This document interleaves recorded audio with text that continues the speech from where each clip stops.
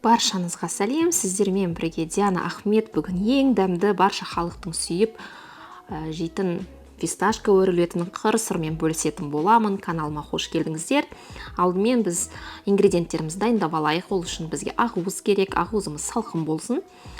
Фисташковый мука, қант ұнтағы және қант керек болады. Ақуызымызды құрғақ миксердің ыдысына салып, миксердің көмегімен орташа жылдамдықта соғуды бастаймыз. Миксеріміз соғып, ақуызымыз көпіршей бастаған кезде біз қантымыздың 1/4 бөлігін осы ақуызымызға саламыз. Қанттың барлығын салуға болмайды, өйткені қант ауыр, оны көпіршітіп үлгермейді, қантыңыз суланып, ылғалданып, сиропқа айналады. Бұл өте маңызды.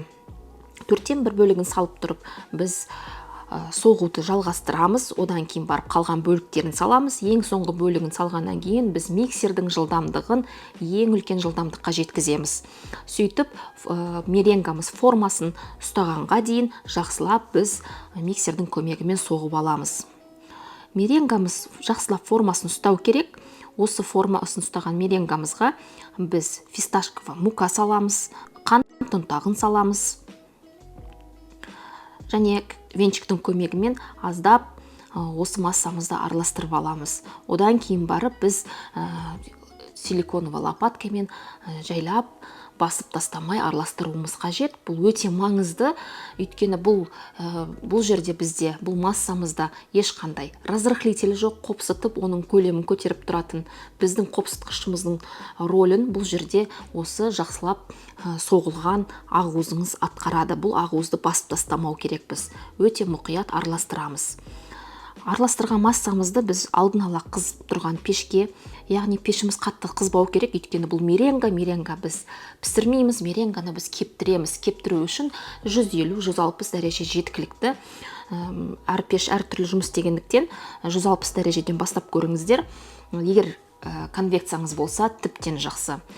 Алдын ала қыздырып қоясыз. Енді дайын болған массамызды тефлонның немесе пергаменттің үстіне жаямыз. Силикон қолданбағандарыңыз дұрыс. Силиконовый коврик ораған кезде ыңғайсыздық тудырады. Жабысып алынбай қалуы мүмкін. Сондықтан тефлон немесе пергамент қолданыңыздар. Үстіне массамызды басып тастамай, ақырындап бір келкетіп, барлық жерге бірдей қылып, массамызды жағып шығамыз. Дайын болған массамызды енді біз пешке саламыз. Шамамен 1 сағаттай, 40 минуттай бұл кебеді. Енді біз кремге көшеміз. Крем үшін барлық ингредиенттерімізді салып, миксердің көмегімен соғамыз.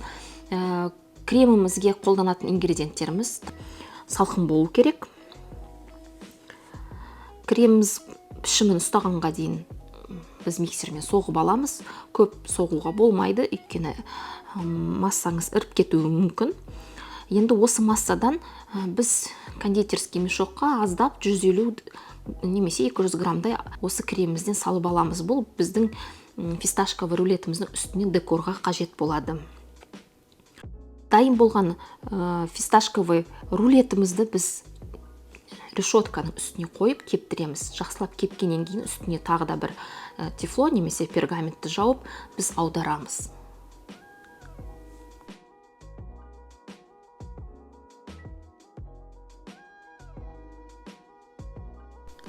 Егер сіздің фисташковый рулетіңіз пеште дұрыс кепкен болса, пергаментті немесе тефлонды алған кезде оп-оңай алынатын болады.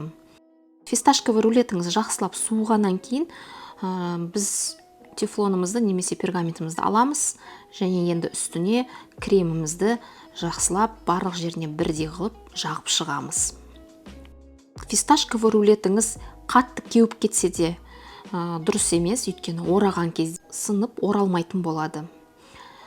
Жақсылап кремді барлық жеріне жағып шыққаннан кейін алдын ала біз свежий малинамызды жуып кептіріп қойған болатынбыз. Соны біз үстіне қойып шығамыз. Рулетімізді ораймыз. Және тоңазытқышқа оралған рулетімізді жарты сағаттай қойып қоямыз. Одан кейін барып үстіне қалауымызша декор жасаймыз. Декорға біз фисташка ұнтағын алдын ала алып қойған кремімізді және не тающий сахарный пудраны сеуіп әрлейміз. нетающий сахарный пудра ерімейді, кондитерлік дүкендерде сатылады. Жай сахарный пудра еріп кететін болады.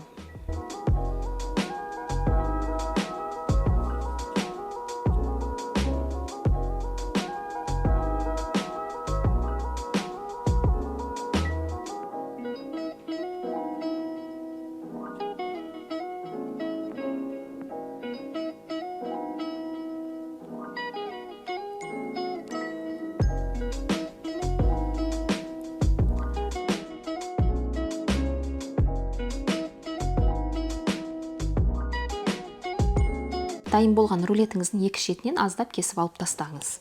Және рулетіңізді тапсырысқа пісіріп жатқан болсаңыз, тапсырыс беруші алатын уақытқа жақын кремін жағып орасаңыз болады. Өйткені тапсырыс беруші үйіне жетем дегенше ол крем сіңіп үлгереді. Және өте балғын болып тұрады. Комментарий қалдырып, белсенділік танытуды ұмытпаңыздар. Баршаңызға ас болсын. Сіздерден қолдау күтемін.